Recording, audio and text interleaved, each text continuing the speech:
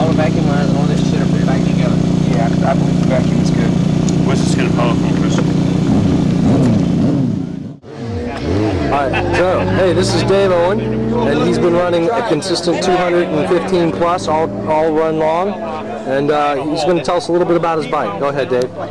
So basically, it's an all-motor bike, normally aspirated, 1507 cc's, 62 inch long, 500 pounds wet weight, basic high booster. What kind of turbo? None. Naturally aspirated? Naturally aspirated, no nitrous, no turbo. How many cc's again? 1500. Stroker, right? 5mm stroke crank, 3mm bore. Sweet. Who did your pistons? JE pistons. And the rods? Rods Carrillos. Heads done by Rick Stetson and Harry's Machine Works. Is it HP and Carrillos or something else? The H-beams. Yeah. H-beams. Yeah. Cool, alright. Alright, cool. Go ahead.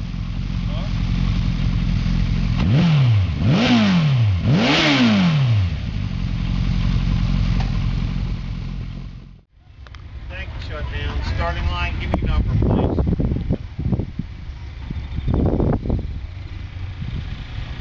Big car number 7374.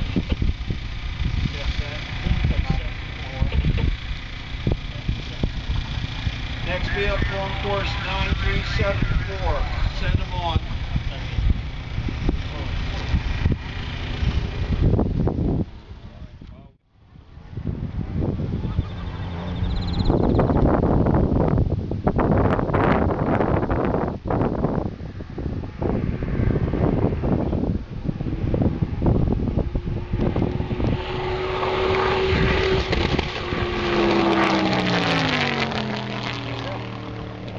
Got it.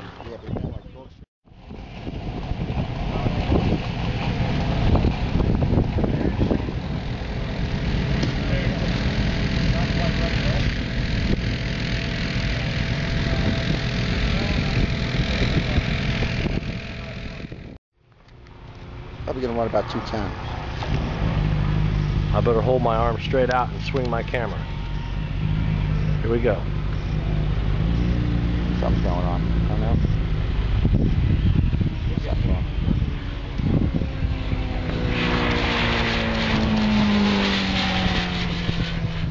Today.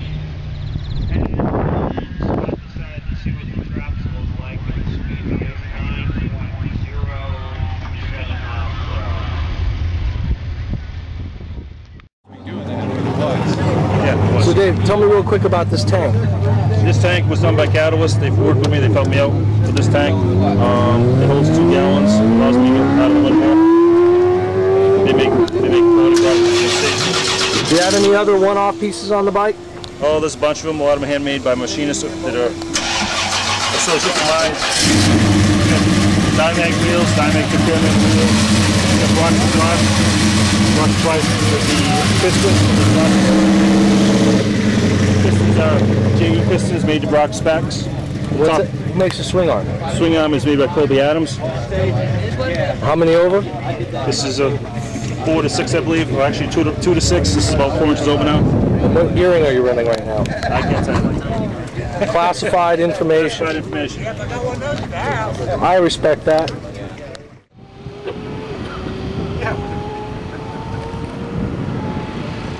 Does he have to wipe his shorts or what? No, he's good. He said, my good deal is going And he runs through at 214, 214, 28.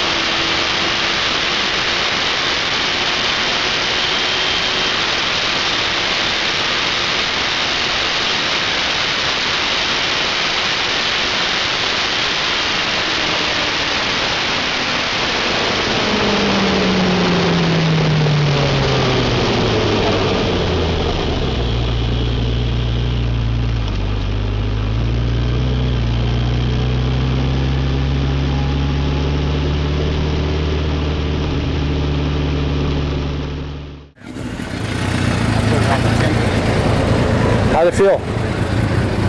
Sideways the whole way. Bike was swinging the whole way.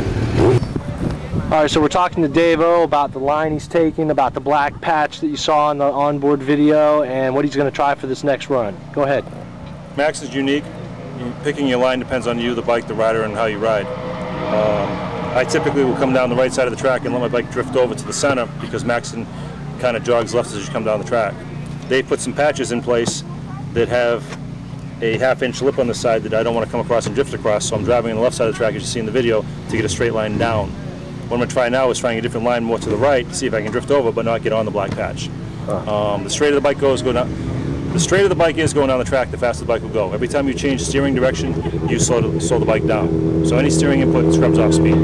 So basically a perfect run is from start to finish in a straight line with no steering input, which is difficult when the track doesn't go exactly straight because it jogs. Somebody else's license, and I didn't have enough money for the fine, and he wrote him a check. And you know what? It was 2:10 in the morning at a magistrate near the Wawa plant.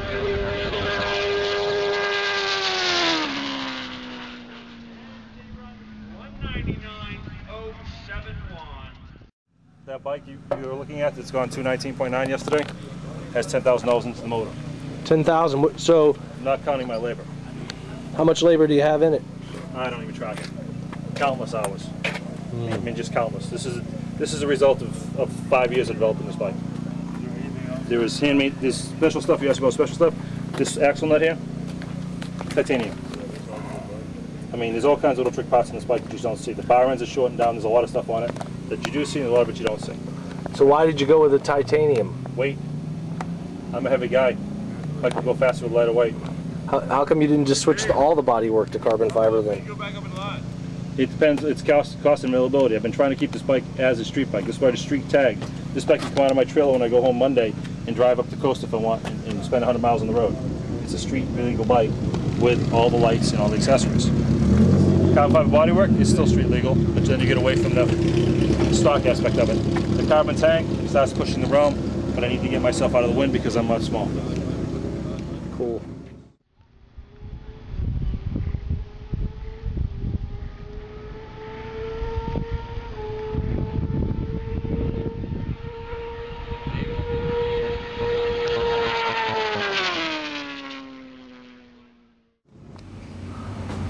What's that you're drinking, man? No fear. Energy. Liquid energy. That's a good choice. So, talk to me about that Yoshi MS Pro system you're running and what advantage it gives you and where you learned about it. On the bikes we race, we can run EM Pros. We can't use them in Pro style, they're not legal. But we can set ignition maps and fuel maps based on gear position. So we can run one map for first gear, one map for second gear. We can change the rev limiters. We can set where to shift the bikes. We can data log. We can do all kinds of stuff with this stuff. The electronics nowadays, these don't have traction controls, but I mean, the electronics on the control systems on the bikes nowadays have gone so far that you can do so much with these bikes. It's insane. I mean, it brings the technology down to a point where it's cost effective nowadays and it gets the vehicle down the track. My copper bike you see is all data logged. So every time I make a pass, I come back and I use only equipment made by Innovate Motorsports, who's been great to me. They've helped me out a lot. I'll plug them. I come back, I can show you a log here of my full throttle pass. It'll show me RPM, where I shifted at, what my airbox pressure was, what my O2 readings were, what my throttle position was. It even has an onboard accelerometer that shows me how much I'm accelerating going down the track. So you have full telemetry? Pretty much onboard, yep. It doesn't come back, it records it, right? But I mean, it's awesome shit. I mean, it allows me to get this bike tuned to max, and I don't just show up with a tune-up that I think's right. I come down the track with a tune-up I know it's right.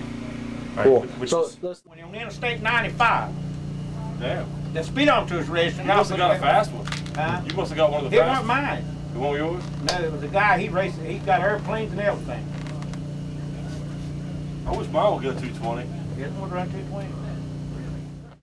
86, send them on. All right, this is Jimmy Hansen.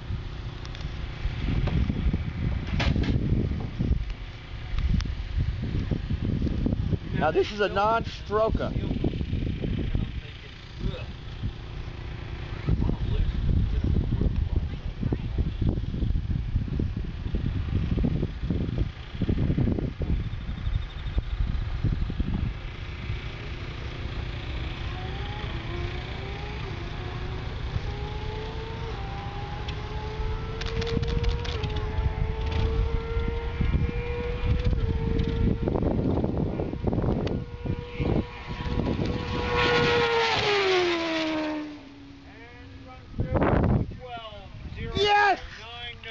212!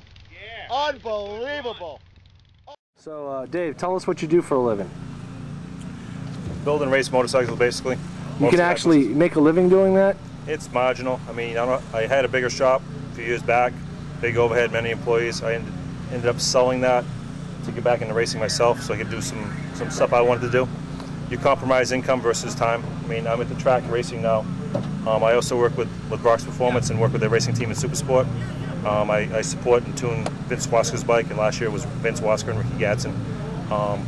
That takes me 6 or 7 events a year away from work. You don't make a lot of money at it, so you have to have a passion at it, and you have to be good at it, because if you're not good at it, the reward is winning, or come close to winning. Do you learn? Yeah, you learn a lot. It's dedication, it's passion. I mean, you're not in this business to get rich. You're in this business because you love it. People like myself, Brock, Lee Shirts, Barry, Dennis, they're all in this business because they love it. It's in their blood, it's a passion.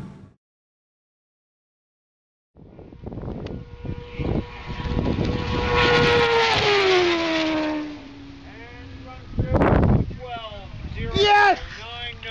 212! Yeah. Unbelievable.